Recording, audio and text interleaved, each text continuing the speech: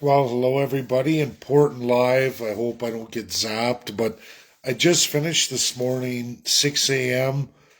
all the way through till 7 a.m. this morning, the NATO final and what Canada has committed to with Ukraine going forward, July 31st to July 31st of next year and every single year after. Now, folks, I went through the numbers as they truly are, how much Canada in total has contributed to Ukraine, and it's a whopping number, and it goes up to 14.7 billion this year going forward, plus a 2% commitment to NATO, which we are way under. It costs extreme amount of monies. You won't get this breaking news anywhere in Canada. But I tell you, by the numbers, I'm extremely close, within literally less than millions of dollars, folks. We're talking about billions here. That's 1,000 million. So way under half a percentage point, plus or minus. I can guarantee my numbers that close, absolutely backed up by all economic markers posted not only globally but within NATO as well as Canadian statistics. Folks, the climate fraud Canada, we have year over year collected $22 billion in carbon taxes, all of which have gone to Ukraine this last year, as well as all of our increased spending in NATO, which we grew by a large percent. Anyone can grab our annual federal military budget. You can go by our current GDP and the 2% commitment that Canada's promised. We know year over year Canada increased its military spending by 8.3%. Where did the money come from? Carbon tax.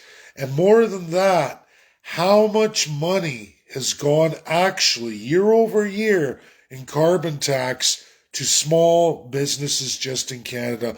Less than 1%.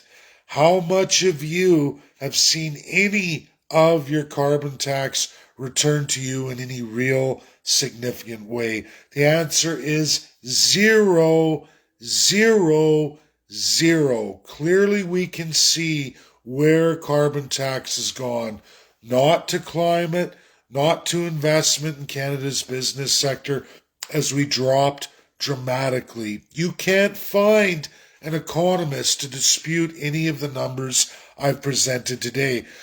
They won't dispute it. They won't even report it. They won't publish it. I'm probably the only trained economist, schooled economist to bring this forward to Canadians today. Finland got into NATO this morning.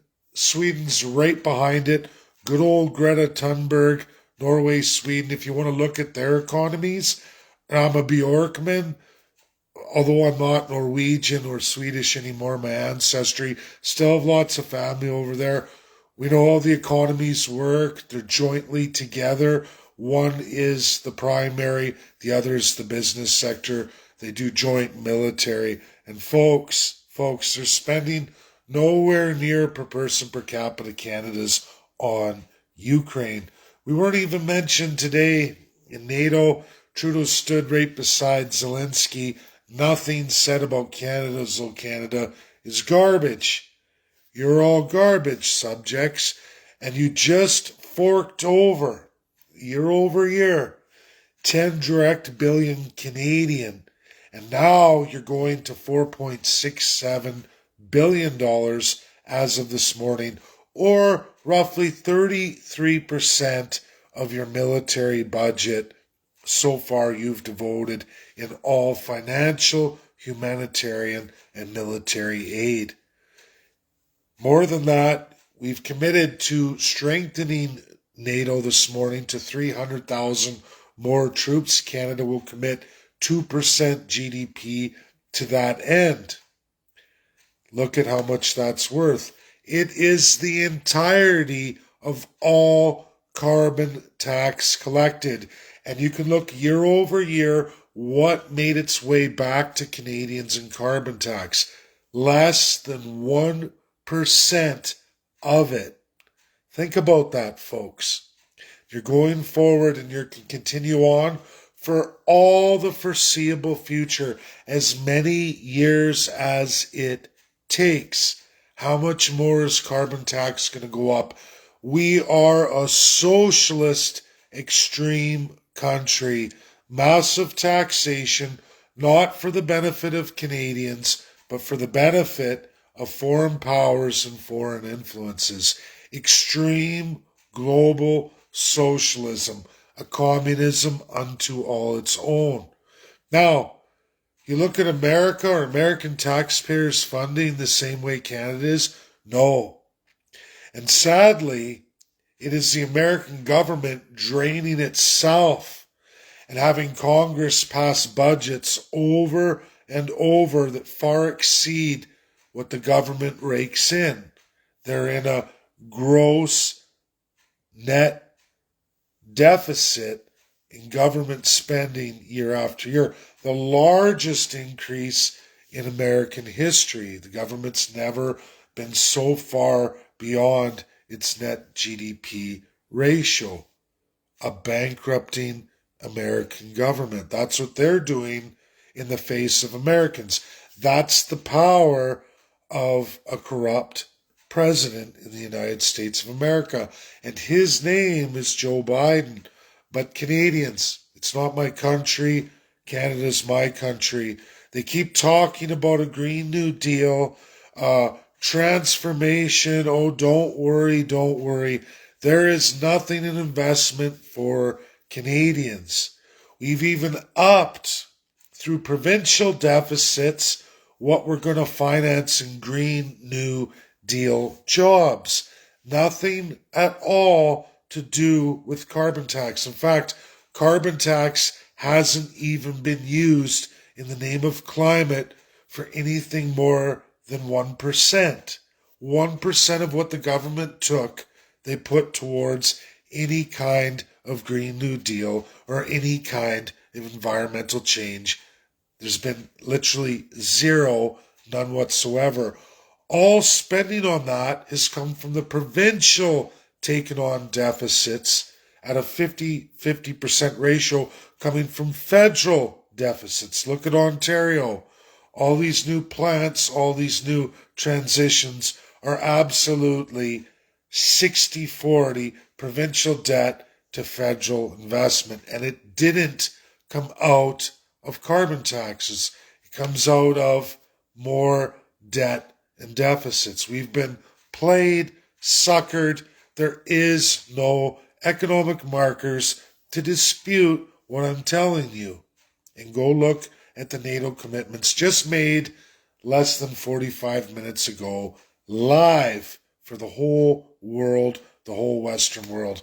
You can take what Canada's promised, what Canada's going to do for all foreseeable years, and keep adding that 2% GDP ratio, and it'll keep increasing with Canada's GDP, which is highly financed by debt and deficit against Canadian citizens, meaning you're being devalued to promote actions in a whole other side of the world. I don't know what's right or wrong. All I know is you should just have a war tax, like War Income Tax Act, but governments, especially socialist ones, get more creative and more sneaky at getting you to go along with all of their agendas by naming taxes different names, because war tax doesn't really look good, right? Defense spending, even though there's nothing defensive about taking your arms, your personnel, your finances, transporting them to another country to wage war from one country to another that's not your domestic country. Think about that. Canada's not at a war with Russia, at least not yet. And folks, NATO did not accept Ukraine today or provide any timeline for Ukraine to join NATO. That was clearly finished, finalized this morning in Lithuania, and nobody provided any concrete timeline for NATO. What we did get is that Canada's going to spend all of its carbon tax forever and a day on Ukraine and all NATO actions going forward so we can be ready to fight Russia and China in a World War III. I can promise you all, Canada will never take in that NATO arrangement a Russia China two front war. USA can't do it. Don't count on Europe and those allies to do it. UK is nowhere near what they were in World War II, let alone their fall from their colonial period times. They're not a superpower. They're big talkers. So is Canada, Australia, New Zealand. For whatever reason, it comes with an overinflated ego of the crown, and it's always the subjects and the savages who pay tremendously. We got more on colonialism, more illegal immigration in Tunisia. I want to finish the lie that was shared on that same platform in NATO. Tunisia was a protectorate of France through treaty and treaty alone. They were never a colonial smashed country like Algeria was. We start looking at the colored world that vastly outpopulates us in the West and our alliance with most Axis powers from World War II. If you don't know what an ally and Axis power is, well, look at NATO. It's a flip-flop, 50-50, half the allies and most of the Axis powers of World War II. It is whites versus the colored world that clearly outnumbers us at a dramatic ratio. When you talk about second world, first world countries, at those numbers and the ability to generate on GDP percentages, even in weaker economies, clearly you can see we're in a lot of trouble, folks. We're in a lot of trouble. And this reverse colonialism in illegal immigration is all targets from that world abused by all the colonial countries. You're seeing a flip. They're sending you massive amounts of illegals. Why are they targeting all these countries? For their colonial sins of the past. It's not hard. Every country you look at with the highest illegal immigration, you can look at their history. They were a colonizer or a participant of or are being run by colonizers today and still in those systems. And that's why the targets. Look at all the targets. Not hard to figure out. I've done massive years of research on this. You're not going to find anybody with this kind of work done, but anyone who looks at it and those who follow me a long time, pick your country in those top 10 lists. You will find their history of being a colonizer or in complicit action with the colonizer, meaning they were under that colonizer, they participated, they wronged somebody within their vicinity or participated in the destruction of somebody else, is being targeted the highest with immigration, specifically illegal immigration. And these countries are all being eroded from the outside to the in. And they don't see it. USA sees it. You can see the change in immigration policy with USA for however long that lasts, but it won't last forever. All the others have to tax at excruciating rates. The taxation we're seeing